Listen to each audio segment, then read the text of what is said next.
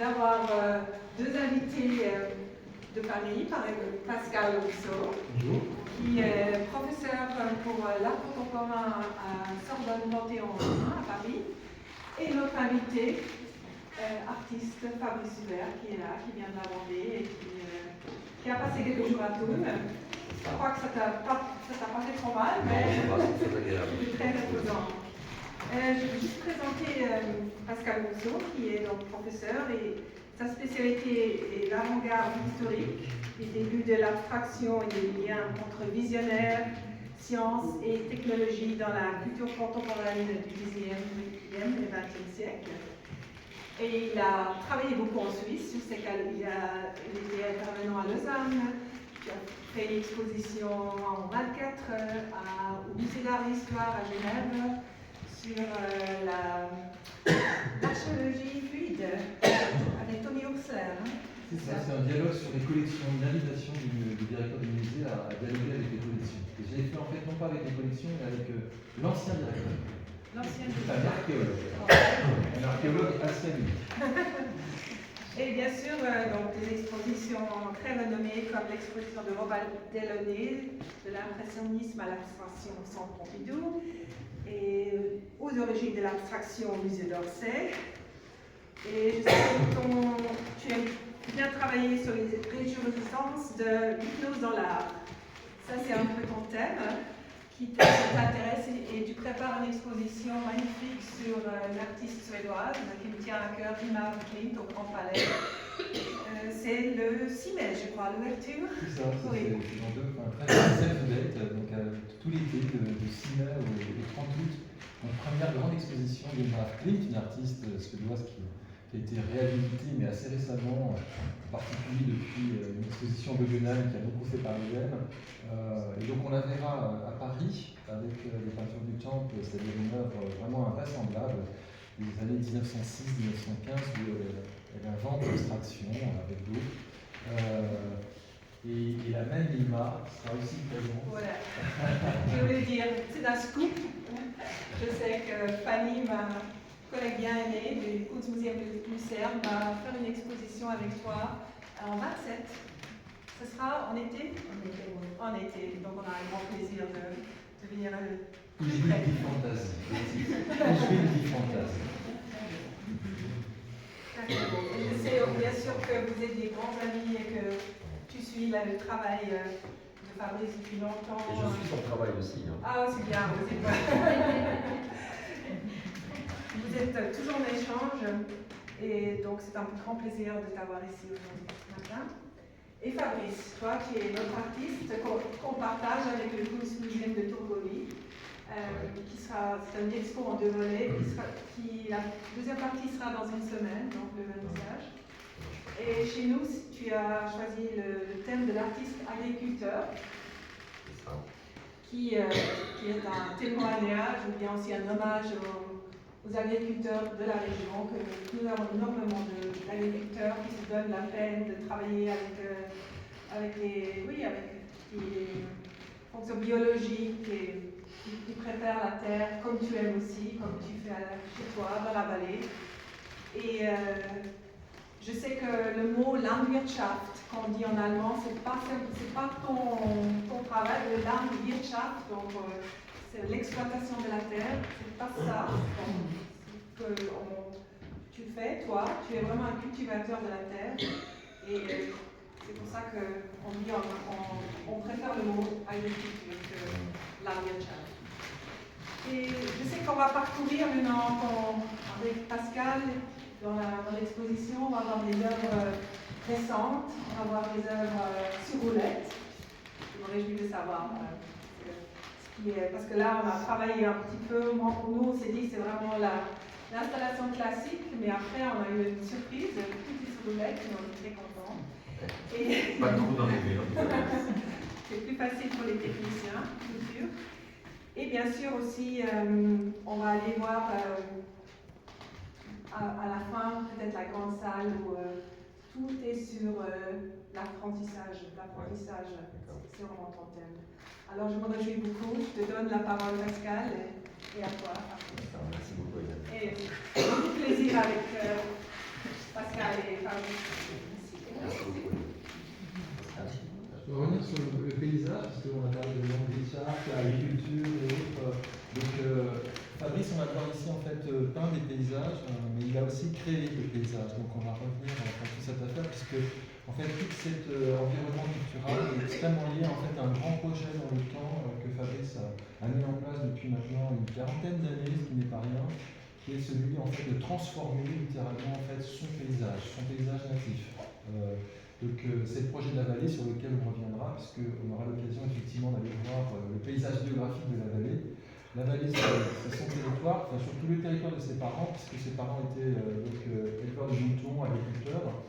Fabrice a repris en définitive cette activité, en poursuivant d'ailleurs l'élevage des moutons. Mais il a créé, on y reviendra, donc en semant en fait, plus de 300 000 arbres dans la vallée pour créer donc, un paysage. Et non seulement il le crée, mais après l'avoir créé et l'avoir peint, on va le manger. Dans Create Landscape, il y a Eat ici. On va pouvoir le manger puisque au sein de cette vallée, au cœur même de la vallée, là où il habite, à Mareuil, il va occuper littéralement les anciennes halles, un bail amphithéotique. Il reprend les halles, qu'il va d'ailleurs transformer comme objet d'ailleurs, et il le transforme en restaurant. Et donc on va, en circuit court bien évidemment, en fait, s'alimenter de l'ensemble des productions qui viendront de la vallée. Ce qui donne tout de suite à peu près, je pense, la tonalité de son travail, qui est un travail qui n'est pas simplement, vous voyez, en fait, de représentation, il n'est pas que dans l'image, il en produit beaucoup. Vous allez voir que l'invention en fait, par l'image est extrêmement puissante, donc j'y reviendrai parce que je pense que c'est une des caractéristiques qui fait qu'aujourd'hui, pour moi, il est un des peintres les plus inventifs, et c'est pas si courant que cela. Je trouve qu'il y a un exercice assez stylistique de l'usage de la peinture aujourd'hui, qui est extrêmement dominant. Il me semble que là, en fait, dans les propositions qu'il nous fait, il est extrêmement spéculatif, dans le sens extrêmement inventif, dans toutes les hypothèses qu'il fait sur le réel. Donc toutes ces peintures, en fait, sont liées à une activité qui est celle, effectivement, de cette transformation du paysage. Tout à l'heure, il y a 10 minutes, Fabrice était en dialogue, en dialogue radiophonique, et il a évoqué sa toute première œuvre. Il était encore quasiment à l'école des Beaux-Arts de Nantes. Et sa toute première œuvre, c'est une œuvre très très simple. Il s'agit d'un mètre carré de rouge à lèvres. Il a fait appel à une maison de cosmétiques pour obtenir le matériau, la matière première en fait, de son œuvre. Donc il était déjà dans une autonomie. Il allait chercher en fait, une collaboration avec une société qui lui a fourni sa matière première. Et cette matière première, elle est très particulière puisque la propriété du rouge à lèvres, c'est que ça ne sèche jamais. C'est-à-dire, en fait, c'est une matière organique qui est tout le temps, en fait, vivante et autre. Alors, là, je crois que ça résume l'artiste. C'est-à-dire que sa toute première œuvre, il était encore quasiment étudiant. Il nous fait une œuvre d'une simplicité radicale, qui pourrait être une sorte de ressucé d'une histoire du monochrome, dont on se serait un peu usé quand même, il faut le dire, parce qu'en 1980, on voyait bien le monochrome finissait franchement par devenir quasiment ennuyeux.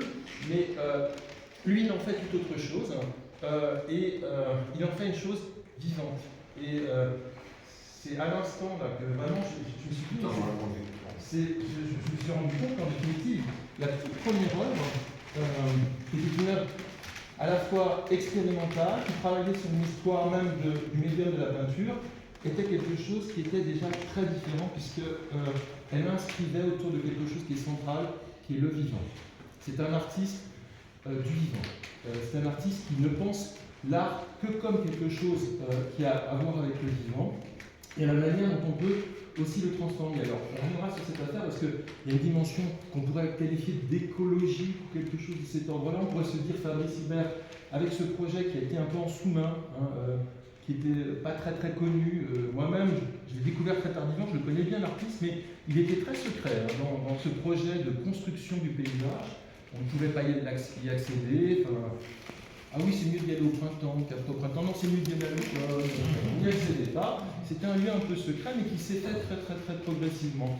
Et là, il me semble que, franchement, tout est déjà résumé dans cette première œuvre. Donc là, je suis content d'avoir assisté à cette émission parce que je n'avais même pas pensé et je trouve que tout est là. Alors, tout est là, ça veut dire qu'en très très peu de choses, vous allez le voir, on peut comprendre sa manière de penser, et en particulier de penser l'art, et pas que la peinture. Là, je trouve que c'est bien commencer par là.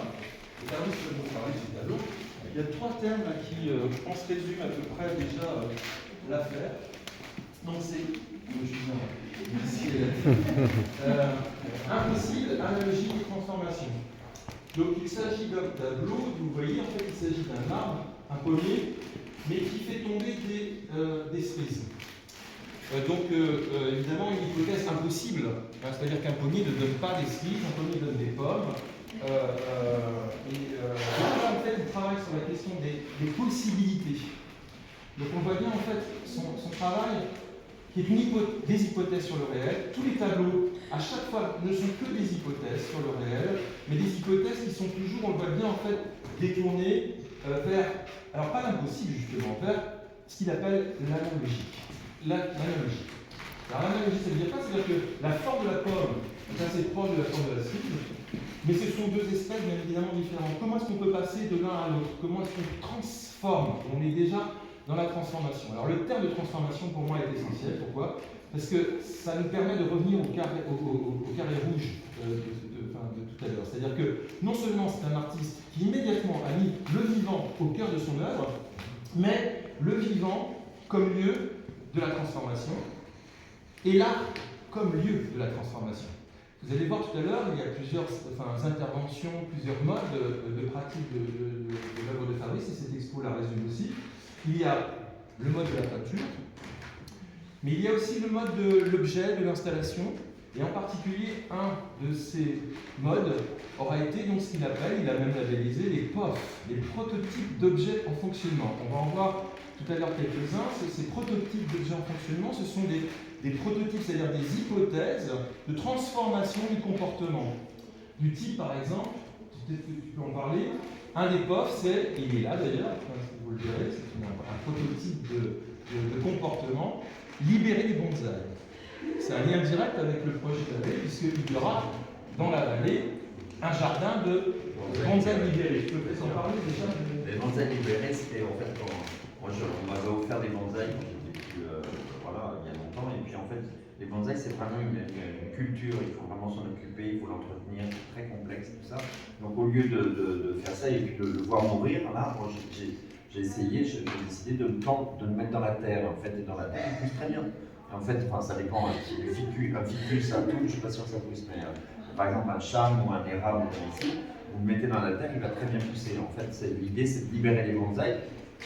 Voilà, c'est une attitude, donc c'est une possibilité, et puis ça fonctionne en fait. Et puis chaque POF sont des possibilités, d'autres possibilités de choses. Par exemple, il y en a un ici, c'est les arbres fruitiers dans la ville. Dans la ville, depuis le 19e siècle, en fait, c'est pas autorisé de planter des arbres fruitiers dans l'espace public parce que ça tombe, mais c'est surtout pour une raison économique, c'est que ça fait de la concurrence aux primeurs quand ils avaient des pommes ou des oranges et tout ça, donc ça fait concurrence, donc on a interdit les fruitiers dans les villes pour mettre des arbres décoratifs.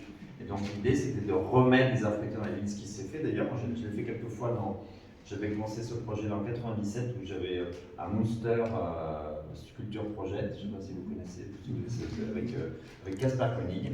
Et en fait, on avait la possibilité de mettre soi-disant des arbres fruitiers partout. Au final, on a mis un pommier dans le musée, donc c'est un peu limite. Et puis après, on a fait des arbres fruitiers dans la Biennale à Venise, à Rome, dans tout le parc. Puis après, à Cahors, on a commencé à mettre des arbres fruitiers dans Cahors. Et puis petit à petit, en fait, ça s'est mis en place dans d'autres pays. J'ai fait une intervention à Tokyo en 2008 où j'ai mis énormément d'arbres fruitiers dans toute la ville de Tokyo. Donc ça a pris, ça prend. Et d'ailleurs maintenant, les gens mettent de plus en plus d'arbres fruitiers. Donc petit à petit, ce POF qui a été créé comme un comportement un peu déstabilisant à un moment donné, petit à petit se met en place. Voilà. Donc le POF il va disparaître. Voilà, ça c'en est deux, mais j'en ai plein d'autres. Il y en a 200. Donc, Voilà, donc là on revient sur le cœur, en fait, le moteur même en fait, de son œuvre, qui est toujours de réfléchir à comment est-ce que l'art peut transformer notre regard sur le monde, sur nos comportements aussi, d'où les POF. Les POF, c'est vraiment des objets qui ont vocation à changer nos modes de comportement et surtout par l'appropriation. C'est-à-dire qu'en fait l'idée c'est pas de se dire c'est un objet, une œuvre d'art et autres, non, non, c'est un prototype que les gens peuvent ensuite, bien évidemment, en fait, s'approprier pour le transformer, l'investir chez eux et autres. Ce qui est important, c'est la question de la dissémination. Alors la dissémination, elle prend corps en 90 avec son grand projet, puisque tu as daté à peu près l'achat des premières terres de la vallée en 1990, c'est ça à peu près. C'est ça. Alors c'est contemporain d'une autre œuvre qui a été évoquée tout à l'heure, et je trouve ça intéressant que les deux en fait soient synchrones. Fabrice a produit donc une œuvre, à peu près dans les mêmes années, donc 91, 92, pour comme tu disais, la première Biennale de Lyon, qui était le plus grand savon du monde. Donc il s'agit d'un énorme savon qui a été d'ailleurs inscrit au Guinness des records, donc une masse de plusieurs tonnes. 22 tonnes, qui d'ailleurs va rejoindre la vallée, puisqu'elle est actuellement installée dans la vallée, et en plus dans un dispositif tout à fait poétique, puisqu'il a fait appel à Hans-Walter Müller, qui est un des grands inventeurs en fait, d'une architecture alternative, qui faisait des bulles un peu géodésiques à la Buckminster Fuller, donc l'architecture vraiment New Age, un peu californienne, et qu'il a développé en Europe. Et donc Hans-Walter Müller a développé une bulle, la bulle de savon bien sûr, pour accueillir donc, cet objet qui sera sur le site de la vallée.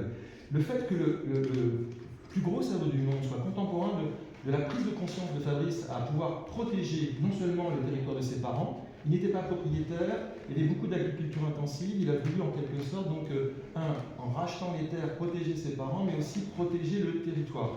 Donc cette idée de la transformation, ou de la création même du paysage est intéressante pour ça, mais ce qui m'intéresse, c'est qu'elle est liée chronologiquement justement avec cet objet complètement improbable, insaisissable. Il me disait que c'était un autoportrait, on ne pouvait pas le saisir, justement c'est un artiste qui est sur énormément de possibilités d'exploration aussi bien du champ de la peinture, des objets, de l'agriculture elle-même et autres. Donc tout est en fait associé de manière à nouveau très organique. Tout à l'heure, à nouveau, c'était vraiment à nouveau très inspirant, tu as comparé tes ateliers à des jardins. Alors actuellement, donc, Fabrice vit sur son territoire, à Mareuil-sur-Lay. C'est une maison qui a pour particularité d'avoir pas mal d'anciennes granges et autres, avec plusieurs formats d'ailleurs, donc plusieurs ambiances, avec des différentes possibilités sur même les formats de tableaux. Et en fait, son mode de fabrication est très intéressant parce qu'il passe d'un atelier à un autre, d'un tableau à un autre. Il ne commence pas un tableau et puis ensuite va aller vers un autre. Non, non, il commence une première hypothèse, il va aller sur un autre tableau, travailler sur une autre hypothèse, et la résolution possible de l'hypothèse du deuxième tableau va rebondir sur la résolution du premier tableau. C'est-à-dire qu'en fait, à nouveau, c'est quelque chose qui, dans la manière dont il produit les œuvres, est organique. C'est-à-dire qu'on peut le comparer effectivement, et je trouve que c'était intéressant la manière dont tu le comparais à un jardin dans lequel tu semais. La question de semer, il n'a pas planté, il n'a pas planté les arbres, il les a semés. Ce qui paraît très anodin, mais ce qui est beaucoup plus rare, c'est peut-être que tu peux en parler, parce que moi j'ignorais par exemple que semer des arbres est compliqué. Trouver des graines d'arbres, c'est quelque chose qui n'est pas du tout naturel. Oui, en fait, quand j'avais décidé, dans les années 90, de faire en sorte que la vallée devienne un endroit riche de plantes et de commencer à mettre des arbres, avec mon père, on avait commencé à planter quelques arbres. On avait acheté des arbres, on les avait plantés. Il y avait une sorte de traumatisme, il fallait faire des trous, il fallait faire. Enfin, c'était lourd. Et puis après, je voyais bien que les arbres n'étaient pas très stabilisés quand même. Et puis après, moi je me souviens très bien quand j'étais plus jeune, je prenais des graines d'arbres et puis je les semais et ça poussait. Donc j'ai décidé de faire ça. Et on a essayé de trouver des graines. Alors, on en a récupéré chez des gens, tout ça. Puis après, de trouver des graines, en fait, c'est inaccessible. Il y avait deux entreprises en France qui faisaient ça, c'était Villemorin et l'ONF. L'ONF, je n'avais pas beaucoup d'accès. Villemorin, il y avait un catalogue, donc on pouvait acheter des graines. Mais c'est des graines pour les professionnels. En fait, tout le système des graines est très complexe pour nous tous d'y accéder. Donc on avait, et en fait, j'ai appris qu'en fait, c'était un trésor de graines qui est extrêmement bien, c'est tout petit. Avec 10 francs en Suisse, vous avez plein de graines, alors vous pouvez avoir un petit tas qui n'est pas sûr de pousser. Donc il y a toute une économie autour de ça, puis une protection, et c'est en fait, je me suis aperçu que la graine était vraiment un petit trésor. D'ailleurs, j'ai fait un tableau ici pour l'exposition, avec des graines dessinées, parce que c'est un trésor en fait, c'est notre trésor. Il faut imaginer que la graine, c'est un micro-organisme extrêmement puissant qui attend le moment pour pousser. Il y a des ondes partout dans la Terre, il est posé là, et puis il y a de l'eau qui est là, l'eau fait des petites ondes électromagnétiques, et elle va faire sa première racine, aller chercher l'eau, et hop, et ça continue comme ça. Et en fait, la graine, c'est un micro-ordinateur ultra puissant. Est-ce qu'on peut voir le trésor peut-être? Oui, on va voir ça.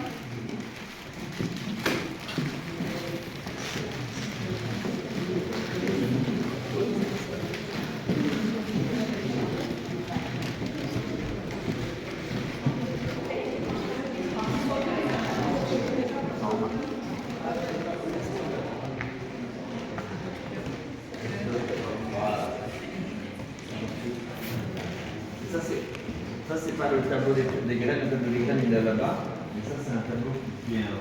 Attends, je vais l'expliquer un peu. Et le trésor, c'est un tableau qui a été fait en plusieurs moments. À un moment donné où je m'interrogeais à la pièce de monnaie, j'ai toujours fait des choses, il y a très très longtemps, j'avais imaginé des pièces de monnaie qu'on donnait, des machines à sous, des plein de choses comme ça. J'ai testé beaucoup de choses. Et à un moment donné, j'ai fait ce dessin-là, où il y avait le trésor qu'on aurait pu cacher dans la terre sous un vieil arbre, un vieil olivier, là, comme ça. Et en fait, j'ai dessiné le trésor, voilà, ça s'appelle le trésor d'ailleurs. Et puis le trésor, c'est plein de pièces de monnaie, puis j'imaginais ces pièces de monnaie qui devenaient des cellules. Et comme c'est des cellules, je me suis dit, les cellules souches, entre autres, et en fait, le tableau derrière, avec les pommiers qui tombent et qui se transforment là, en fait, je parle aussi des cellules souches qui sont des cellules qu'on a dans tout notre corps, à chaque partie du corps, et qui se transforment en plein d'autres possibilités en permanence, comme la pièce de monnaie. La pièce de monnaie, quand vous la donnez, ça, vous pouvez avoir une banane et puis 1 kilo de chocolat, voilà, comme ça. Donc l'analogie entre la pièce de monnaie et la cellule était évidente. Donc ce tableau-là parle de ce trésor-là, nos cellules et les graines. Voilà. Alors, je pense que ce qui est important dans l'histoire de « Je ne plante pas, je sème », une exposition d'ailleurs qu'il avait faite à Tokyo s'appelait « Je sème S apostrophe A-I-M-E », c'est assez beau du coup. C'est aimé aussi par là, en semant. Une graine ne nous dit rien de ce qu'elle va devenir. C'est-à-dire qu'en fait, c'est là que l'analogie est très intéressante. Quand on plante, on a déjà en miniature ce que sera l'arbre. C'est-à-dire qu'on a déjà une prévisibilité en fait de ce qu'est l'arbre est dans sa forme déjà inscrite. Ce qui n'est pas du tout le cas avec la graine. La graine ne nous dit rien en définitive de ce qu'est l'arbre.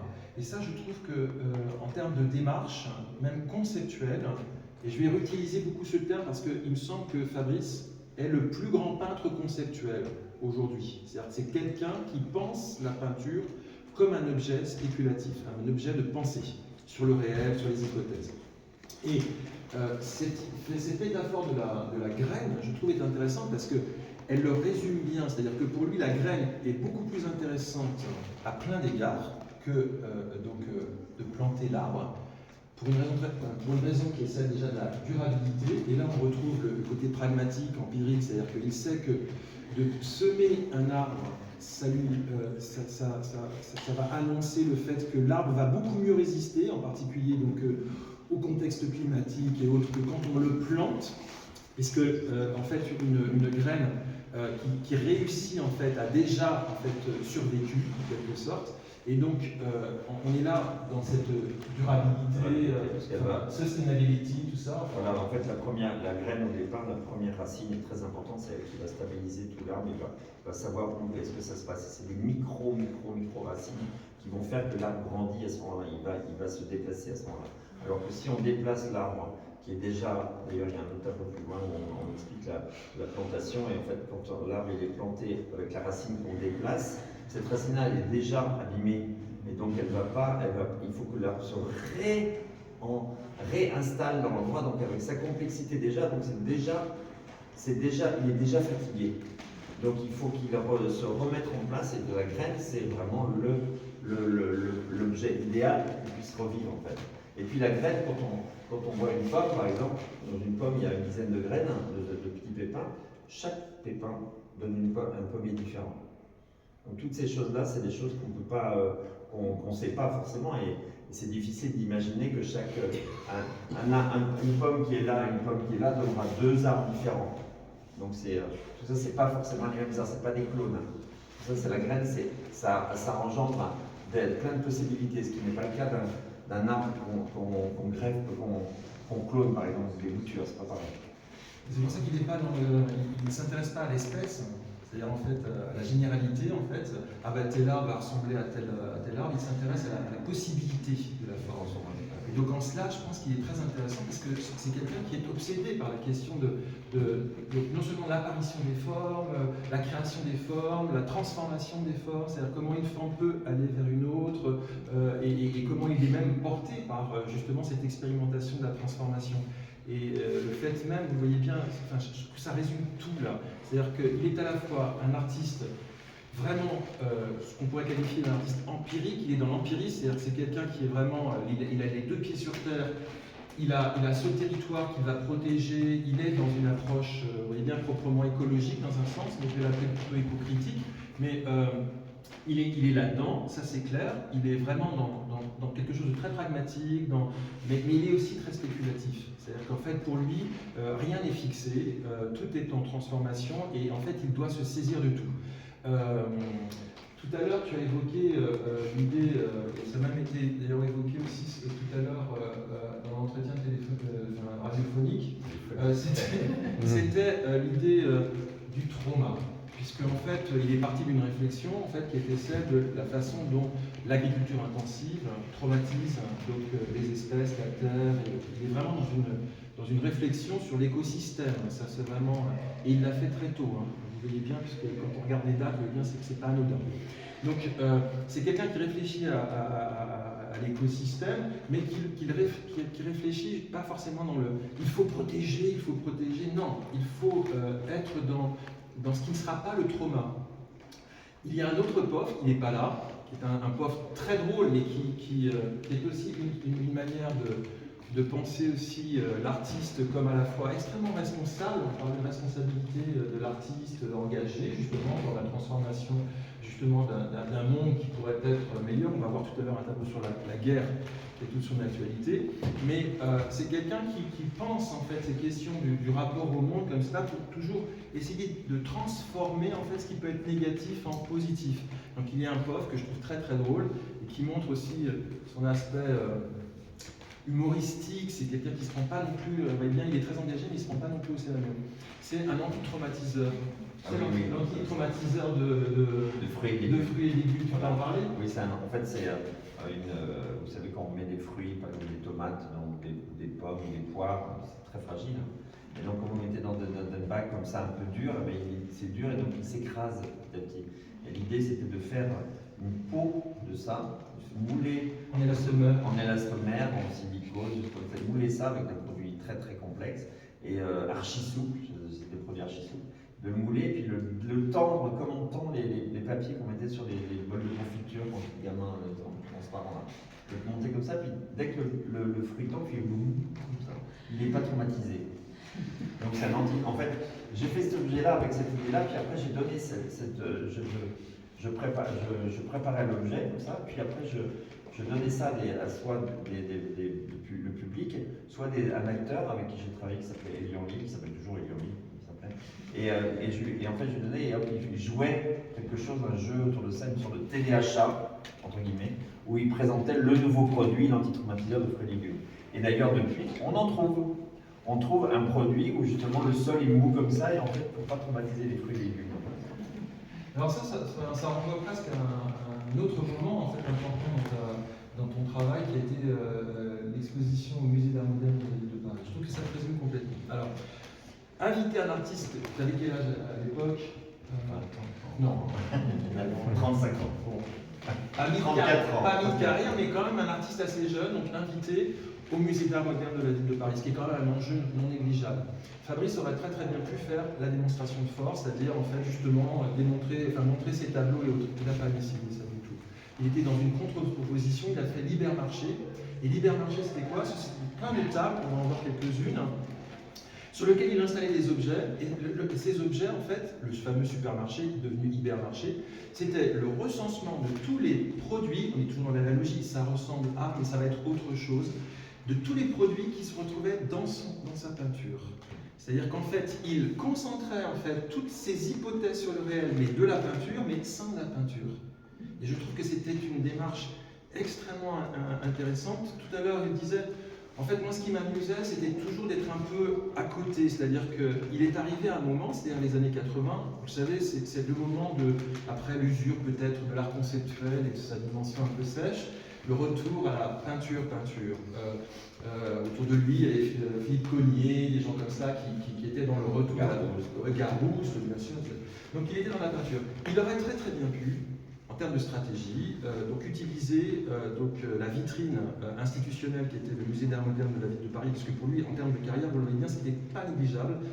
Il a fait tout le contraire. C'est-à-dire qu'au moment où on l'attendait sur la peinture, il parle de la peinture, mais de la peinture dans un display qui était totalement différent, assez expérimental d'ailleurs, puisque tous les tableaux en fait se cachaient sous les tables, c'est-à-dire qu'il avait dessiné comme une sorte de grotte pariétale, des sortes de pseudo-peintures avec l'inventaire de ces objets mais qui se transformaient en objets, et d'ailleurs on pouvait même acheter les objets. Il y avait des vendeuses tupperwares qui vendaient dans ce qui n'était pas rien, parce que c'était d'ailleurs une sorte, pas d'approche de critique institutionnelle, mais c'était questionner même le musée par rapport à sa fonction.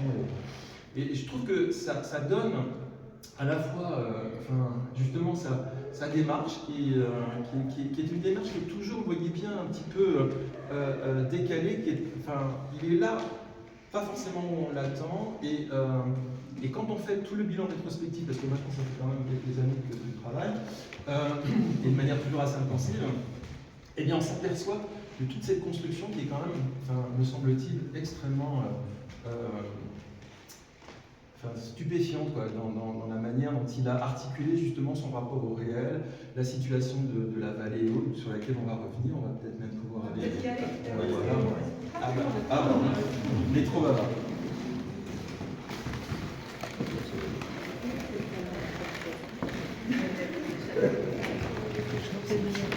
Voilà.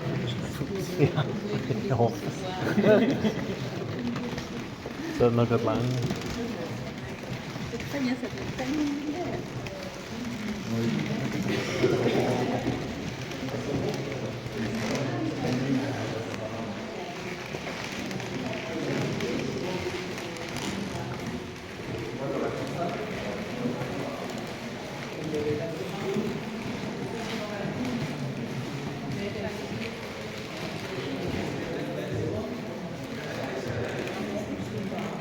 La vallée qui est traversée par un dôme.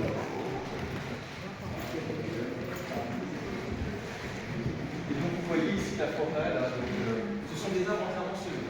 C'est un prototype même de forêt, parce qu'il n'en existe pas d'autres. Forêt semée.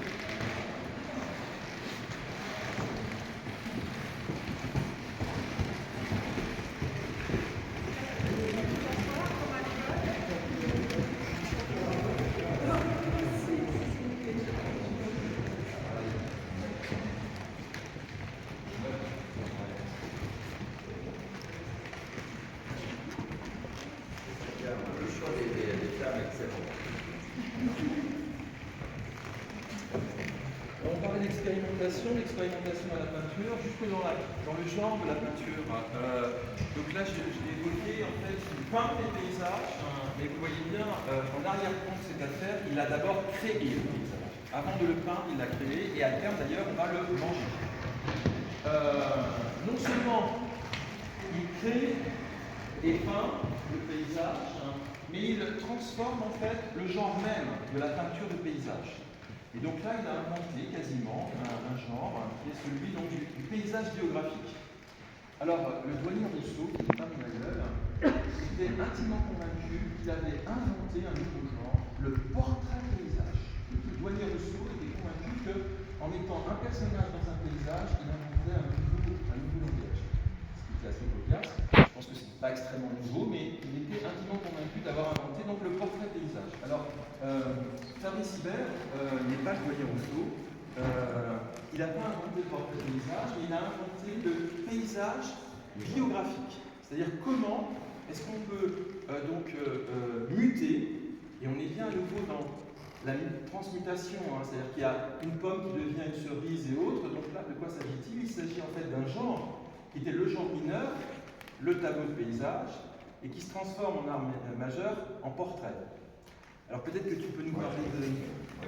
Le paysage graphique, c'est un paysage qui représente l'histoire chronologique, en fait.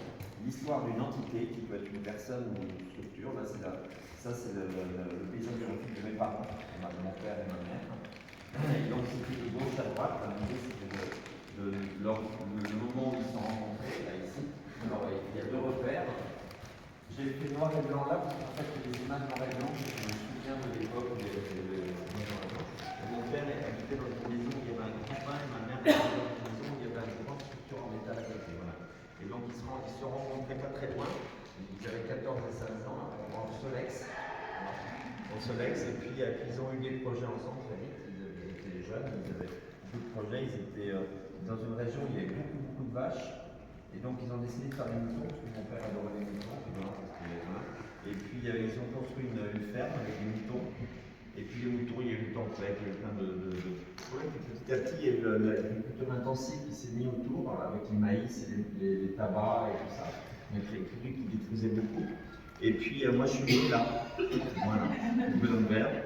Et en fait, j'ai commencé avec mon père et tout ça à mettre en place cette forêt où ils étaient toujours là. Et en fait, mes parents sont toujours dans la forêt. Ils sont enterrés dans un endroit où il y a une pierre et une forme de cœur.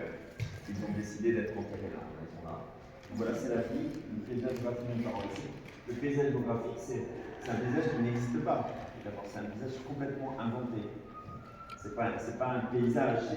En fait, quand je vois les paysages, c'est un espace de liberté gigantesque. C'est une beaucoup plus grande liberté que de faire un portrait de quelqu'un. En fait, on invente une façon de voir. Par exemple, le paysage, j'avais d'autres personnes qui me demandaient leur paysage graphique. C'était qui s'appelle Pascal et Frédéric. Et ils ont eu 3 enfants. Et en fait, c'est Pascal et Frédéric se sont rencontrés.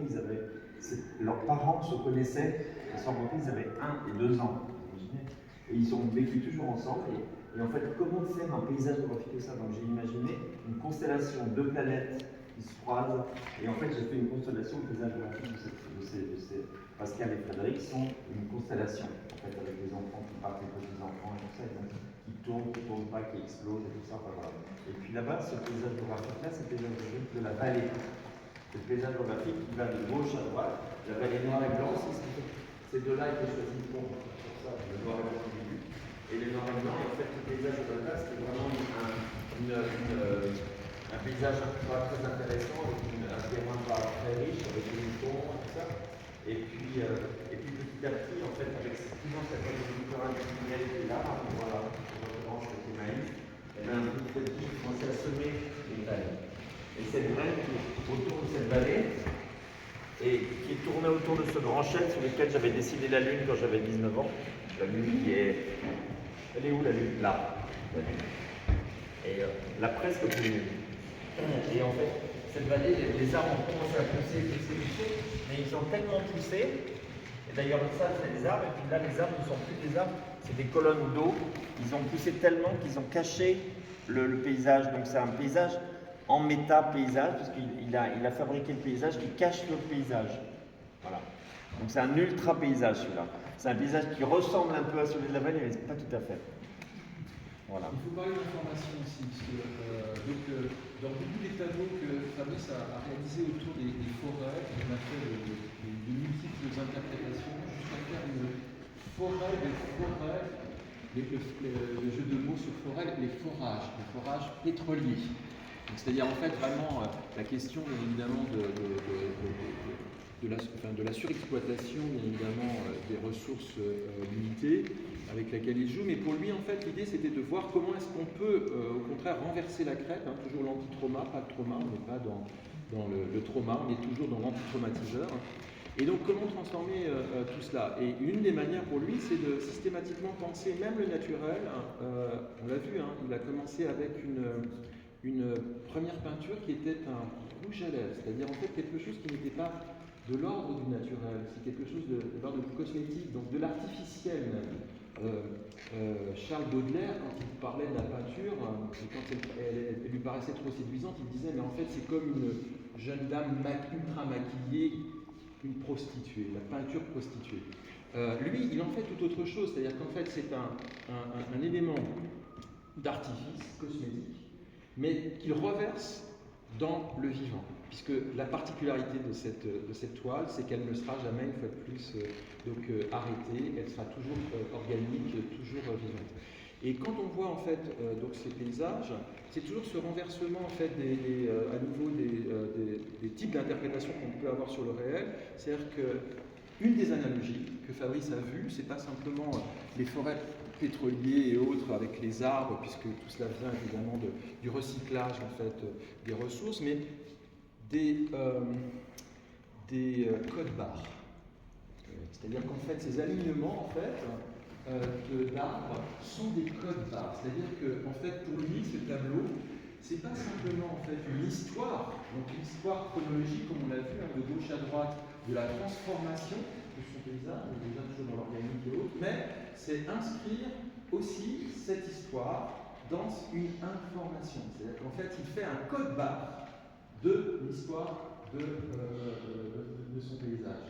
Ce qui est très intéressant parce qu'il joue sur des langages, une fois de plus, qui sont extrêmement contradictoires. Le code-barre, vous voyez bien, c'est le numérique, c'est bien, alors que l'image, c'est plutôt l'analogique, ces trucs-là. Donc, en fait, il croise tout cela et il ne les croise pas pour les opposer, comme s'il y avait la nature un peu à la Rousseau, bienfaisante, et puis justement la culture qui viendra en quelque sorte s'interférer sur le vivant et le détruire, c'est possible. Pas du tout, c'est comment est-ce qu'on peut au contraire ingérer comment la nature elle-même ingère justement l'artificiel jusqu'à se transformer en un code-barre. Ce qui je trouve est très très beau. Vous voyez, ça vous donne sa manière de penser. Il regarde une forêt, un alignement de forêt, et il y voit un code-barre. Là où on n'aurait pas forcément eu envie de immédiatement voir un code-barre. Je vous donne juste une autre hypothèse, parce qu'il en a fait tellement, c'est invraisemblable. Il a fait une exposition, par exemple, ça vous donne la nature de son mode de réflexion, à Anvers, qui était sur comment est-ce qu'on peut réfléchir à l'articulation qu'il y a entre la façon de penser et la façon de manger. On parle de manger le paysage, et vous allez voir qu'avant ça, il avait réfléchi sur l'idée qu'une façon de mastiquer a peut-être quelque chose à voir avec une façon d'articuler. Donc il a fait toute une série de tableaux magiques sur comment est-ce qu'on peut réfléchir, avec bien l'hypothèse, hein. Il pose une hypothèse sur le réel, comment est-ce qu'on peut associer une manière de manger avec une manière de parler. C'est des choses qui ne sont pas forcément, vous le voyez bien, associées, mais que lui, au contraire, avec sa curiosité, veut interroger. Alors on va dire, mais à quoi ça sert de réfléchir sur l'articulation entre le manger et le parler? Ça a peut-être beaucoup de choses à voir avec même justement la question de comment penser le manger, peut-être un manger plus respectable, pour peut-être penser plus respectable, ce qui est très très beau. Ça situe à peu près, vous voyez bien, son mode de fonctionnement et la manière de penser le tableau. Et c'est pour cela, donc dans l'exposition là de la Fondation Cartier, les avant-dernières grande exposition de Fabrice, j'avais proposé le terme de spéculateur. Spéculateur pour parler de l'œuvre de Fabrice, parce que dans spéculateur, il y a l'idée de spéculer sur le réel, c'est-à-dire dresser des hypothèses, mais à nouveau toujours pour essayer de pouvoir être dans les possibles. Hein. On a commencé par impossible, analogie, transformation. On voit bien que la transformation et l'analogie, c'est toujours pour dépasser ce qui n'est pas possible. C'est-à-dire en fait toujours créer du possible pour gérer l'impossible, parce que vous voyez bien, on est dans des situations qui deviennent de plus en plus impossibles. Et donc on ne va pas terminer par la guerre, mais ceux qui s'intéressent à cela quand même, surtout aujourd'hui, vous voyez bien, c'est pas rien quand même. Il y a un tableau, vous allez le voir, qui s'appelle War, qui n'est pas du tout une description d'une bataille ou quoi que ce soit, qui parle au contraire même d'éléments organiques et ces trucs-là. Je sais pas si Oui, je peux en parler. En fait, le tableau WARC représente un tableau que j'ai fait en 2008. Et je l'ai fait parce que j'étais inquiet de savoir d'avoir des territoires qui peuvent être détruits par des guerres, hein, par exemple. Enfin, c'était une chose qui m'intriguait. Mais je me disais peut-être que dans les sous-sols, en fait, il y a toujours des choses qui vont repousser. Et que, en fait, ce qu'il fallait protéger, c'est justement l'underground. On en parlait hier de l'underground, de tout ce qui est en sous-sol, tout ce qui est vivant dans le sous-sol. C'est une chose qu'on connaît mal, qu'on connaît très peu. On connaît un petit peu ce qui se passe sur 30, 40 cm, quelquefois sur 1 mètre.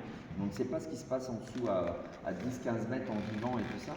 Et en fait, c'est cette richesse-là. Et dans ce tableau-là, c'est un tableau qui, sur le terrain, c'est des dessins, des sortes de flèches comme ça, un peu arides, comme s'il y avait des bombes qui arrivaient, ou des informations, ou du poison, par exemple. Et puis sous le sous-sol, en fait, il y a des choses qui apparaissent comme des tubercules, et puis il y a de l'or dans le sous-sol. Et en fait, bon, ça pourrait faire penser au laboureur où le fond manque le moins, je sais plus. Et en fait, ce paysage-là, en fait, ça représente cette richesse qu'il y a dans le sous-sol qu'il faut absolument préserver et qui pourrait. D'ailleurs, quand on gratte le sol, souvent, hop, ça repousse. Je ne sais pas si vous avez fait ça comme ça. Je me souviens, j'ai recherché depuis quelques années des chercheurs qui travaillent sur le vivant dans le sol. Il y en a très très très peu. Ça n'existe pratiquement plus. J'ai rencontré quelqu'un en Arabie Saoudite il y a 3 ans qui avait par hasard, qui travaillait sur les systèmes du sol sur 10, 13 cm dans le sous-sol du désert en Arabie Saoudite. Ils avaient trouvé en creusant un grand trou pour une construction. Le trou faisait 20 mètres de long, de profondeur. Ils avaient trouvé une racine à 15 mètres de profondeur et ils ont recherché le haut de la racine. La racine était grosse comme ça. Et le haut de la racine, c'était un arbre qui était à 15 mètres sur le sol et l'arbre était aussi gros que la racine. Donc il dit, oh là, où est-ce que l'arbre avait trouvé le truc? Donc il y avait tout ça qui m'ont fait penser qu'il fallait vraiment... il y a encore beaucoup de territoires à découvrir, surtout dans le sud. Voilà. J'aimerais peut-être pas finir là, parce que Oui. j'aimerais aussi ouvrir, donner l'occasion au public de poser des questions. Oui. Moi, j'aimerais bien poser des questions à toi. D'abord, les roulettes. Pourquoi les roulettes à Toul? Oui. Et aussi, peut-être parler de ton projet futur qui va se passer cet été. Oui. Peut-être tu peux nous adresser à quelques mots sur s'il te plaît. Là, les projets des roulettes ici, c'est une chose que j'ai mis en place déjà dans une exposition que j'ai fait en Chine, à Shanghai, à Power Station, avec la Fondation Café, il y a 1 an déjà. Et en fait, ce lieu-là, c'est un énorme lieu très très grand où il y avait. Et donc, on me disait, ça serait bien de construire des murs et tout ça. Et en fait, il y avait quelque chose qui était trop lourd, toujours comme l'histoire des graines et en fait, et des plantations. Et en fait, j'ai décidé de mettre ces tableaux sur des roulettes. C'était une chose qui était déjà embryonnaire dans l'idée du tableau d'école qu'on tirait comme ça, où on pouvait changer de place. Et donc l'idée c'était de mettre les tableaux sur roulettes. Et dans l'exposition ici, en fait, même ça faisait penser presque c'était presque naturel ici. Dans un bâtiment qui est très, qui est chargé, et en fait qu'on puisse déplacer l'œuvre très facilement, c'est une chose qui. Mais j'avais déjà fait des tests comme ça, dans des œuvres comme ça, qui étaient sur des montants, où le tableau était à la hauteur, où on pouvait rentrer dans l'image, et tout ça c'était. Et que l'image devienne un objet, que ce n'est pas seulement une image, mais c'était de la matière, c'était des œuvres, c'était de la toile, c'était toutes ces choses-là qu'on apprenait des choses en fait. Parce que dans une exposition, on apprend énormément. En fait, il faut apprendre, il faut donner le maximum d'informations, donc voir un tableau, voir le derrière du tableau, ce qu'il y a, les éléments et tout ça, la matière des choses, ça donne de la richesse à l'image, c'est pas que l'image, mais ça donne de la matière. Voilà. Ça c'était une des choses, et l'autre chose c'était Ton projet futur. En fait, maintenant, depuis quelques années, il y a un projet avec le Centre Georges Pompidou qui devient maintenant partenaire de la vallée, qui va suivre le projet de la vallée pendant toutes les années de fermeture du Centre Georges Pompidou, pendant au moins 5-6 ans. Là. Et donc, le premier élément de cet échange avec le Centre Georges Pompidou, c'est le 1er juillet prochain avec le festival hors-piste, hors-champ, qui a lieu dans la vallée pendant 15 jours. Donc, il y a des artistes qui arrivent. d'autres qui sont invités par la Fondation Cartier, des artistes que j'invite aussi, avec qui je travaille sur l'idée de l'image de la forêt. Et on va présenter ça, on va présenter tous les dessins du projet de la vallée, avec une église que on fait restaurer, avec des dessins de la forêt d'ailleurs, on prend les forêts de l'église, un grand vinus dont je vous ai parlé tout à l'heure, avec le projet des poubelles, l'idée des poubelles, de la transformation. Et puis des œuvres de Bobo qui vont arriver petit à petit, puis des autres œuvres, des cinémas, une école qui se met en place, des résidences. Donc c'est un lieu où il y a des œuvres qui sont expérimentées. En fait. Et la cerise sur le gâteau, ça va être l'installation des POF dans la vallée. Et les visiteurs peuvent aller. Ah, oui, il y a pas de juillet. Et juste encore peut-être l'église et le restaurant du village que tu. Le restaurant Léa, qui est là, c'est ce que Pascal en a parlé tout à l'heure, mais le restaurant. Non, mais on en parle là. Aussi, Non, manger le paysage. Créer le paysage, manger le paysage. Voilà. Et en fait, l'idée, c'était au départ de pouvoir se promener dans le paysage, de pouvoir en vivre, manger les pommes, les fruits, les champignons, tout ça. Et j'ai fait des expériences comme ça arrive un peu, c'est pas encore totalement autonome, mais ça arrive. Et puis l'idée, c'est de manger le paysage dans un restaurant qu'on est en train de mettre en place. Voilà. Et puis après, à partir de l'église aussi, c'est un lieu qui est dans le village où j'ai grandi, où j'étais à l'école. Il y avait une église qui était en train de s'effondrer et le maire du village m'a demandé si qu'est-ce qu'on peut faire pour ça, parce qu'il pensait que j'allais lui donner de l'argent pour restaurer l'église. Et en fait, j'ai dit, moi, j'ai une chose que je peux faire, c'est vous dire que je vous offre une œuvre dans l'église, à condition que je m'occupe de l'église. Après, quand elle n'est pas en dehors des messes, et comme ça, vous allez trouver des moyens pour la restaurer. Et ils ont trouvé des moyens, avec tous les réseaux et tout ça, ils ont trouvé pour la restaurer l'église, et puis moi je donne l'œuvre, et je m'occupe de l'église en dehors de ça. Donc l'œuvre, c'est une énorme église, c'est une église qui a le plafond fait 12 mètres de haut, hein, c'est très très haut, et c'est pas une chapelle. Je crois qu'on voit sur le film. Oui, on voit sur le film là-bas. Et en fait, cette église, je dessine une forêt qui représente l'humanité en fait. L'idée, c'est un arbre, quelqu'un.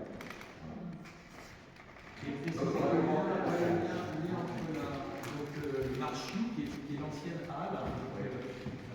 Fabrice a monté un bail amphithéotique avec la galerie. Il s'approprie donc les halles qui étaient plus actives. Il y avait juste une petite activité d'un ostréiculteur qui aurait saisi le dimanche midi, mais il sera toujours présent. Et donc un bâtiment vitré, tout comme d'ailleurs l'église l'était par les vitraux. Et on peut terminer par là parce que en fait, le point commun entre le Marchou, donc où l'on va manger le paysage, et l'église où l'on va écouter le paysage, c'est les vitraux. Fabrice va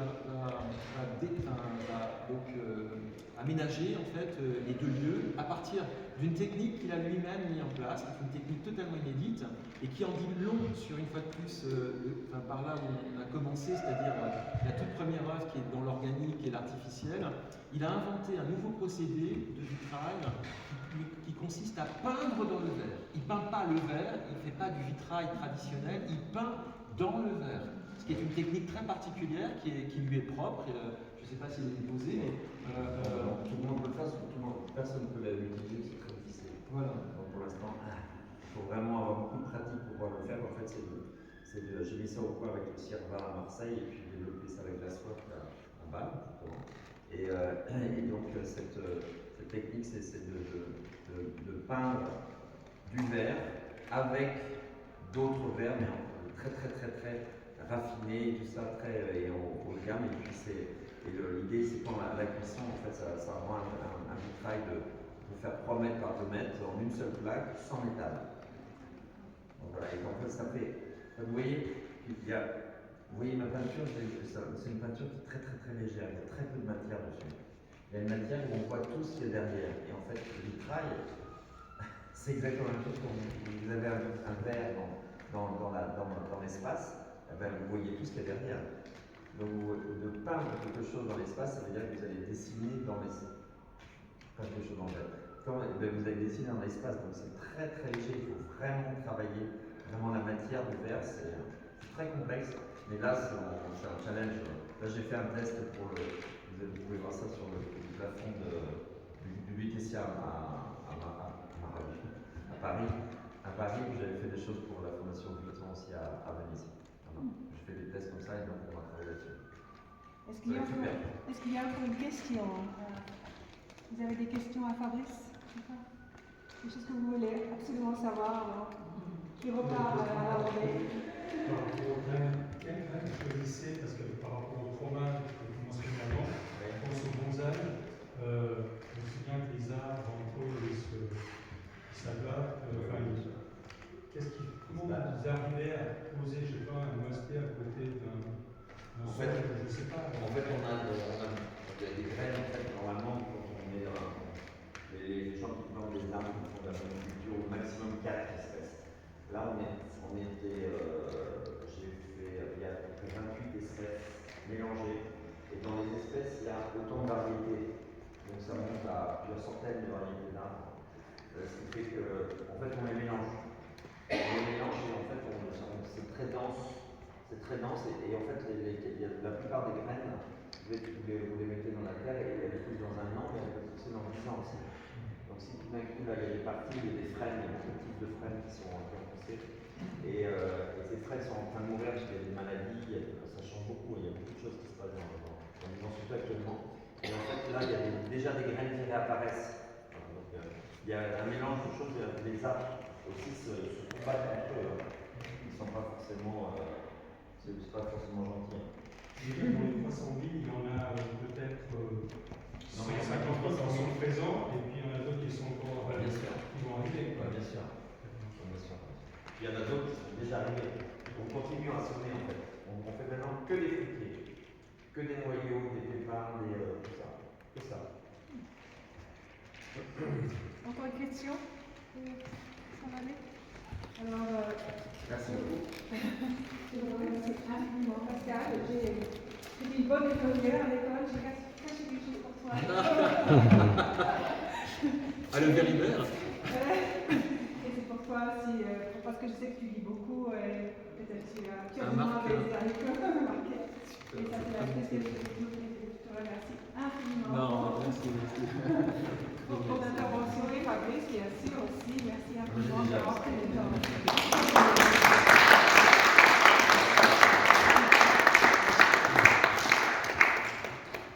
Et bon après-midi, ou bon midi aussi. Merci pour être là.